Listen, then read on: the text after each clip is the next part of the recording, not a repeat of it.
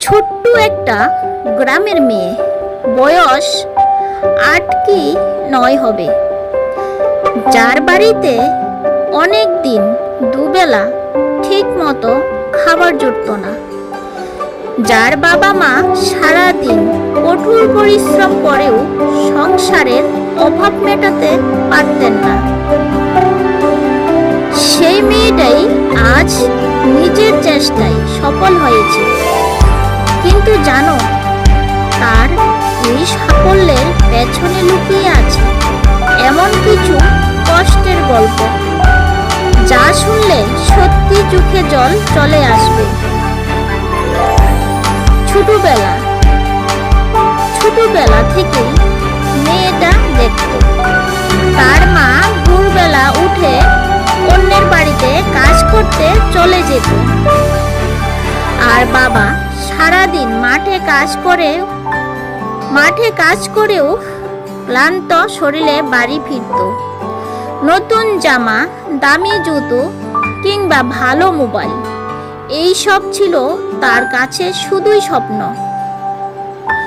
স্কুলে যাওয়ার সময় অনেক বন্ধু তাকে নিয়ে হাসাহাসি করত, কারণ তার জামা কাপড় ছিল সাধারণ আর সংসার ছিল অভাবের।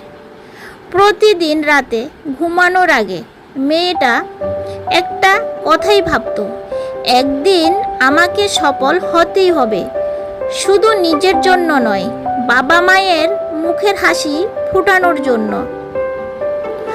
আমি উর্মিতা নোয়াতিয়া, তোমরা দেখছ তোমাদের সবার প্রিয় উর্মি ব্লগ ইউটিউব চ্যানেলের ভিডিও।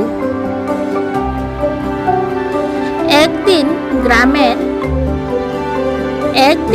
গ্রামের অনেকেই তাকে বলেছিল, তোমার দ্বারা কিছুই হবে না, গরিবের মেয়ে হয়ে এত বড়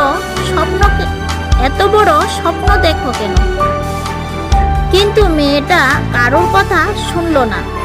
সে জানত অভাব কোনো দুর্বলতা নয়, বরং অভাব মানুষকে লড়াই করতে শেখায়। দিনের পর দিন সে পরিশ্রম করেছে,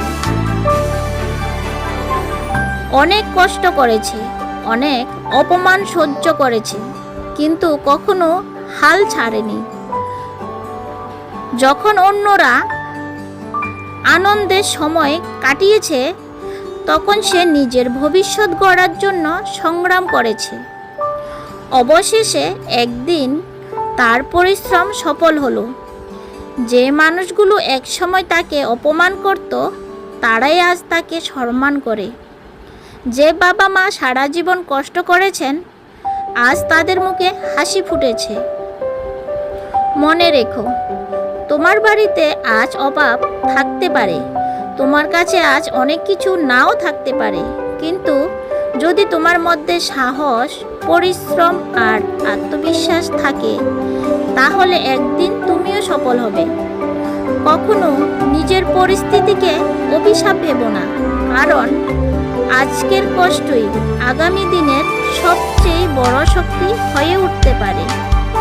তাই স্বপ্ন দেখা বদ্ধ করো না, লড়াই করা বদ্ধ করো না। মনে রেখো, অন্ধকার যত গভীর হয়, ভোর তত কাছাকাছি চলে আসে। ভিডিও ভালো লাগলে চ্যানেল সাবস্ক্রাইব করে বেল আইকন অল করে পাশে থাকুন।